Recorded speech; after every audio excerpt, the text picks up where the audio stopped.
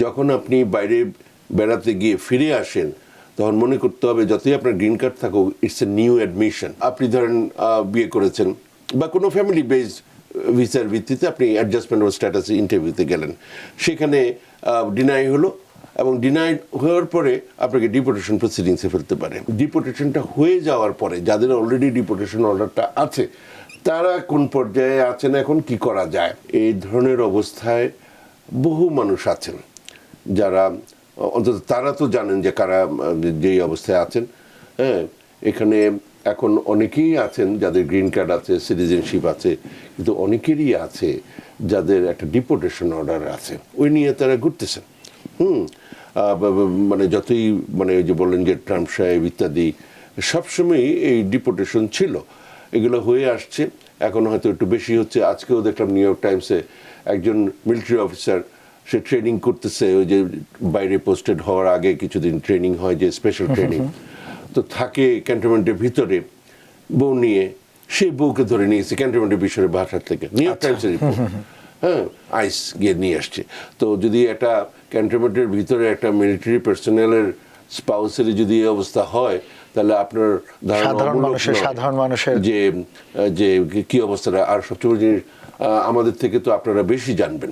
আমার ধরেন অফিসে 5 জন ক্লায়েন্ট আছে কি 10 জন ক্লায়েন্ট আছে, কিন্তু আপনারা প্রচুর মানুষের কথা জানেন। হ্যাঁ, তো ফলে ইয়েস, এই ধরনের একটা সিচুয়েশন আছে, এটা অস্বীকার করার কিছু নাই গেল। কিন্তু তারপরেও অনেকেই আছেন, তারা আছেন অনেক দিন ধরে, সেই 92 থেকে, আজকেও আসলেন 2 জন, একজন 92 থেকে আছেন, একজন 94 থেকে আছেন এখনো পর্যন্ত এই সিচুয়েশনে। আচ্ছা, বা অনেকের গ্রিন কার্ড হয়ে গেছে, কিন্তু যখন তারা গ্রিন কার্ড হয়ে গেলেও যে রিস্কটা থাকে যদি আগের কোনো ফ্রড বা অন্য নামে বা অন্য কিছু থাকে, যখন আপনি বাইরে বেড়াতে গিয়ে ফিরে আসেন তখন মনে করতে হবে যতই আপনার গ্রিন কার্ড থাকুক it's a new admission. Okay, for permanent. মানে আপনি বলছেন এয়ারপোর্টে যে ইমিগ্রেশন চেক, সেখানে যে কোনো স্টেশন, মানে এটা ধরেন এয়ারপোর্টের বললেন, ল্যান্ড বর্ডার পোস্ট, মানে যে কোনো সীমান্ততে আপনি যখন এন্টার করবেন, হ্যাঁ, তো তখন আপনি ওখানে অ্যাপ্রিহেন্ডেড হতে পারেন যে আপনার ফ্রড আছে ইত্যাদি, সেখান থেকে ডিপোর্টেশন প্রসিডিংসে যেতে পারেন। হ্যাঁ, বা অলরেডি ডিপোর্টেশন আছে সেটা রিইনস্টেট করতে পারেন, গেল একটা। তারপরে আপনি অনেক দিন হয়ে গেছে, আপনি গ্রিন কার্ড রিনিউ করতে দিলেন 10 বছর পরে, তো সেখানে আপনি আবার নতুন করে, মানে এখন এক্সট্রা ফিটিং হচ্ছে সেটি, হ্যাঁ, সেখানে আবার নতুন করে খবর পাওয়া গেল, মানে যখন চেক করলো।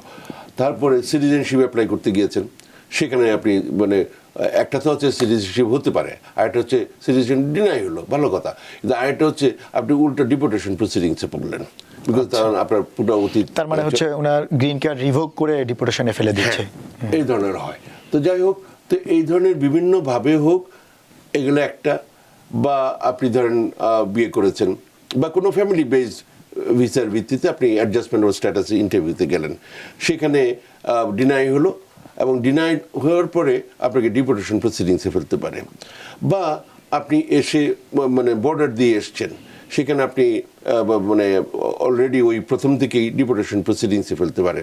বা আপনি বেড়াতে এসছেন, এসে তারপরে আপনি অ্যাসাইলাম সিক করেছেন, এইভাবে বিভিন্নভাবে আপনি এখানে ডিপোর্টেশন প্রসিডিংসে পড়তে পারেন।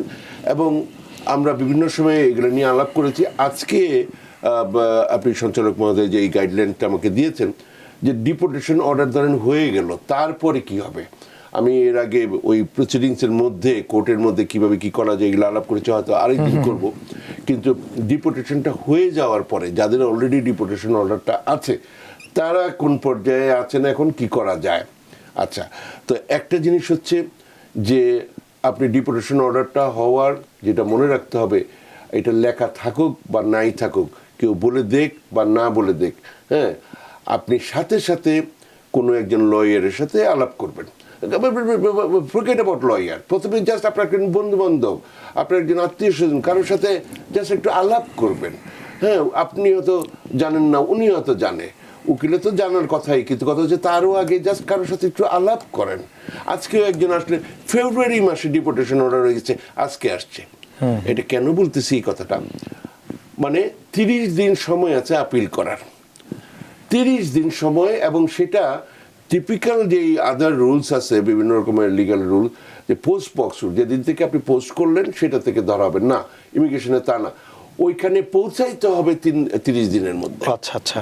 ওদের ওইখানে ফাইলড হইতে হবে, জাস্ট ওই বিভিন্ন মেইল বক্সে, মানে মোট কথা হচ্ছে আপনি 30 দিন না 25 দিনের মধ্যে আপনি ফেডেক্স করবেন, যাতে প্রমাণ থাকে কবে ফাইল করছেন, কবে কি থাকছেন। হ্যাঁ, কোনো রেগুলার মেইল তো প্রশ্নই আছে না, সার্টিফাইড মেইলও করবেন না। ইভেন ওই যে কি জানি বলে ওইটাকে, ওই যে ইউএস যে এক্সপ্রেস মেইল, ওইটারও গ্যারান্টি নাই, ফেডেক্স করবেন, কারণ ওইটার স্ট্রিট অ্যাড্রেস আছে। হ্যাঁ, যাতে করে মাস 30 দিনের মধ্যে পৌঁছায়। যদি না হয় আপনি তারপরেও যদি অ্যাপ্লাই করেন, জাস্ট এটা রিজেক্টেড হয়ে যাবে, আপনি টাকা পয়সা খরচ করলেন কিন্তু কোনো কাজ হলো না। হ্যাঁ, তো যাই হোক, মোট কথা হচ্ছে যে এটা হচ্ছে একটা যে আপিল করা যায়। আচ্ছা, তারপরে ধরেন কোনো কারণে হলো না, তখন কি করা? মানে আপিলে হলো না, আপিল আপনি করতেই পারেন না, রিজেক্টেড হয়ে গেল, মানে 30 ডেজ তার ডেডলাইন মিস হয়ে গেল। আচ্ছা, তখন আপনি যেই কোর্টে ছিলেন, যেই কোর্ট থেকে অর্ডারটা হলো, সেইখানে আপনি মোশন টু রিওপেন করতে পারেন। ওকে। আপনি যদি মানে 1 মাসের মধ্যে হলে তো আরেকটা করতে পারেন, মোশন টু রিকনসিডার, কিন্তু আপনি মোশন টু রিওপেন করতে পারেন যে নতুন কোনো এভিডেন্স আছে কিনা ওর ভিত্তিতে এগুলো।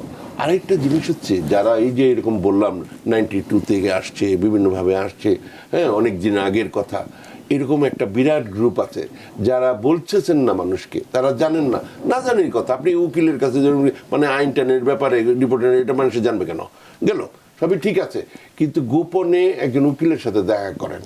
হ্যাঁ, মানে উকিল পুলিশ এদের কাছে যায়, এটা না বলাই ভালো, মানুষের কাছে খুব একটা সুখকর খবর না। পরামর্শ নিতে তো যেতে হবে না, এটা গোপনে যান আর কি, আচ্ছা, মানে গোপনে বুঝতেই পারতেছেন। হ্যাঁ, মানে এটা ঠিক, যেমন আপনি যদি খুব কমন প্লেসের মধ্যে যান, মানুষ দেখলো, শরমের ব্যাপার।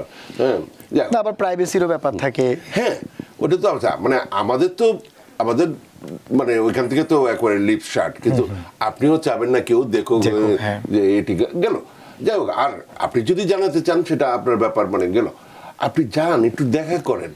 আর মানে এটা এই জন্য বলা যে চেঞ্জ অফ কান্ট্রি কন্ডিশন হলে আপনি জেনুইনলি যতই আপনার, কারণ আপনার একটা মোশন করা যায় এবং 90 ডেজের মধ্যে করতে হয় মোশন টু রিওপেন। ওকে, ঠিক আছে, এই হচ্ছে নর্মাল রুল। কিন্তু ধরেন আপনি মোশন করেছেন আগে, তারপরও চেঞ্জ অফ কান্ট্রি কন্ডিশনের ভিত্তিতে আপনি যে কোনো সময় এরকম যদি হয়, তাহলে আপনি মোশন টু রিওপেন করতে পারেন লাস্ট যেখানে কেসটা ছিল